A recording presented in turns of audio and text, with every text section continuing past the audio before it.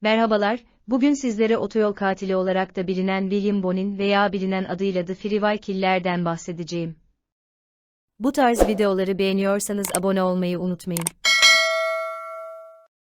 Bonin, 8 Ocak 1947'de William Antik, Connecticut'ta alkolik ebeveynler tarafından büyütülen 3 erkek çocuktan ikincisi olarak dünyaya geldi.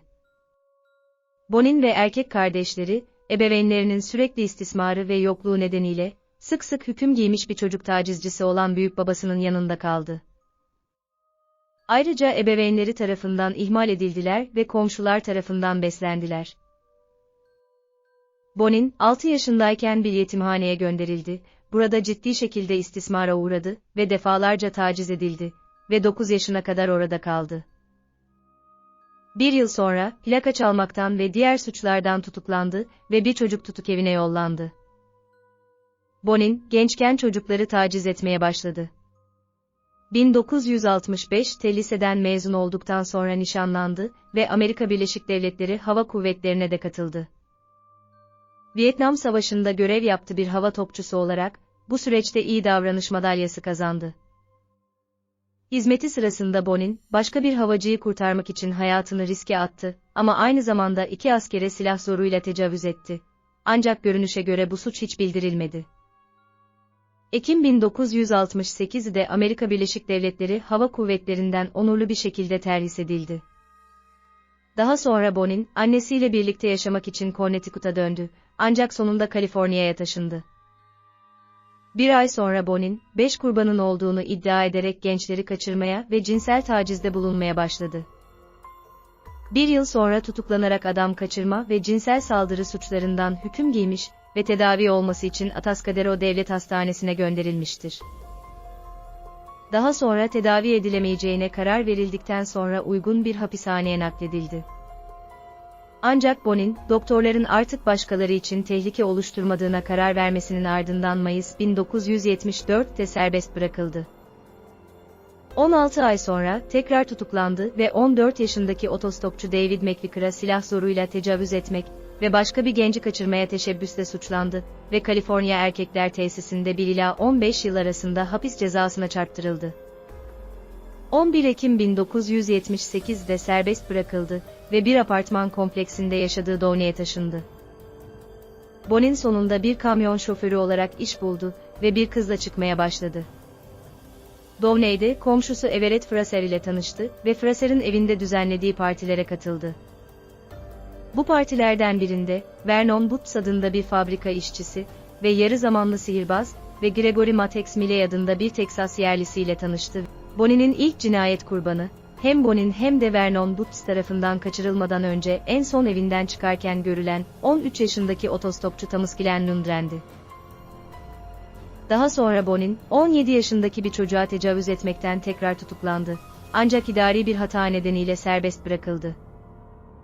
Serbest bırakıldıktan sonra, sürekli olarak kimsenin kendisine karşı bir daha tanıklık etmeyeceğini söylediği Everett Fraser tarafından eve götürüldü. 2 ay sonra, Bonin ve Butts 17 yaşındaki Mark Shelton'u kaçırdılar, tecavüze uğradı ve ölümüyle sonuçlanan ölümcül bir şok durumuna girdi. Cesedi daha sonra San Bernardino ilçesine atıldı. Bir gün sonra, 17 yaşındaki otostopçu Marcus Krabs'ı evinde öldürdüler ve cesedini Malibu otoyolunun kenarına attılar. Birkaç gün sonra, 15 yaşındaki Donald Ray Hayden'ı kaçırıp öldürdüler. Ve cesedi Ventura otoyolu yakınlarındaki bir çöplükte bulundu, bağlandı, yüzüne vuruldu, sodomize edildi, sonra boynundan ve cinsel organından bıçaklandı ve kafatasına vuruldu. Testislerini çıkarmak ve boğazını kesmek için de bariz girişimlerde bulunulmuştu. 2 hafta sonra Bonin ve Butts, 17 yaşındaki David Murillo'yu bisikletle bir sinema salonuna giderken kaçırdılar. Minibüslerine çektiler ve orada tecavüze uğradı, dövüldü ve boğularak öldürüldü. 8 gün sonra, işe bisikletle giderken, 18 yaşındaki Robert Frostech'i kaçırıp öldürdüler. 29 Kasım'da Bonin ve Butts, Kern ilçesine atılmadan önce dövülen ve boğularak öldürülen kimliği belirsiz bir çocuğu kaçırdı. Sonra boynundan ve cinsel organından bıçaklandı ve kafatasına vuruldu.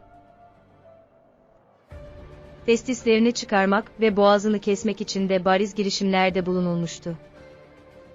Bir gün sonra Bonin, çıplak vücudu 2 gün sonra San Diego'nun 5 mil doğusundaki bir otoyolun yanında bulunan 17 yaşındaki Frank Dennis Fog'u kaçırdı, tecavüz etti ve boğdu. 10 gün sonra, 15 yaşındaki John Kilpatrick kaçırıldı, öldürüldü ve cesedi Rialto'ya atıldı. 1 Ocak 1980'de Bonin, 16 yaşındaki Michael Francis McDonald'ı sakatladı ve boğdu. Cesedi kısa süre sonra bulunmasına rağmen, 24 Mart'a kadar kimliği tespit edilemedi.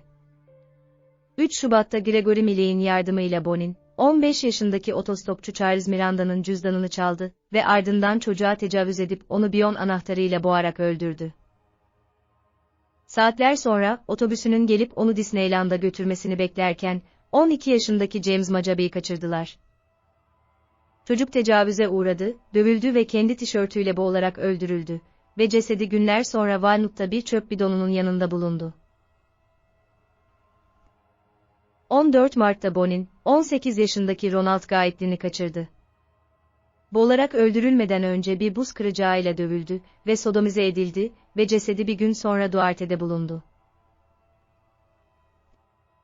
Bir hafta sonra Bonin, 14 yaşındaki Glenn Barker'i minibüsüne çekti ve burada tecavüze uğradı, dövüldü ve boğularak ölmeden önce yanan bir sigarayla yakıldı.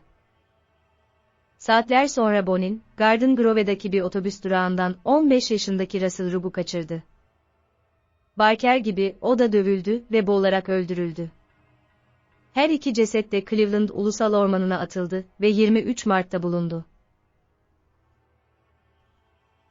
Günler sonra Bonin, 17 yaşındaki William Ray Pug'u eve bırakmayı teklif etti ve o bunu kabul etti.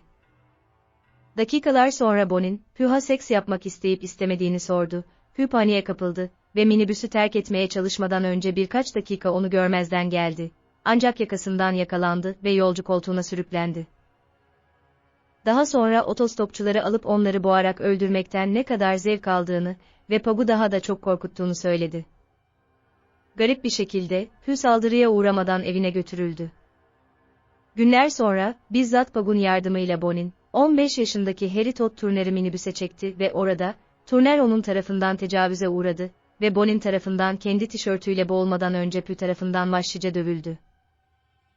Saatler sonra, Larence Sharp adlı 18 yaşındaki bir tanıdığını kaçırıp öldürdü, onu dövdü ve boğdu, cesedi bir Westminster benzin istasyonunun arkasında bulundu.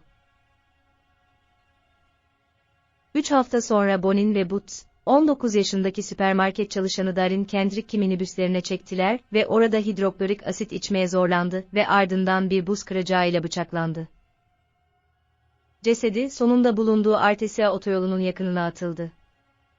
19 Mayıs'ta Bonin, 14 yaşındaki Sean King'i kaçırdı ve boğarak öldürdü, ardından cesedini Yüce Aypa'ya attı. 9 gün sonra Bonin, 19 yaşındaki evsiz serseri James Monroe'yu evine davet etti. Monroe'yu öldürmedi ama ona Montebello teslimat firmasında çalışma şansı teklif etti. Cesedi bir Westminster benzin istasyonunun arkasında bulundu. Bonin'in kurbanları genç erkek otostopçular, okul çocukları ve erkek fahişelerdi. Yakandırıldılar ya da karavanına zorla bindirildiler ve içerideyken elleri ve ayakları kelepçe, tel veya kordonla bağlandı. Daha sonra çeşitli şekillerde tecavüze uğradılar, işkence gördüler ve öldürüldüler, çoğunlukla özel bir ırgat boğma yöntemiyle. Onları öldürdükten sonra cesetleri Güney Kaliforniya'daki otoyolların kenarına atıldı. Ayrıca toplam en az 12 cinayette Boots, Monroe, Pugh ve Milley ona yardım etti.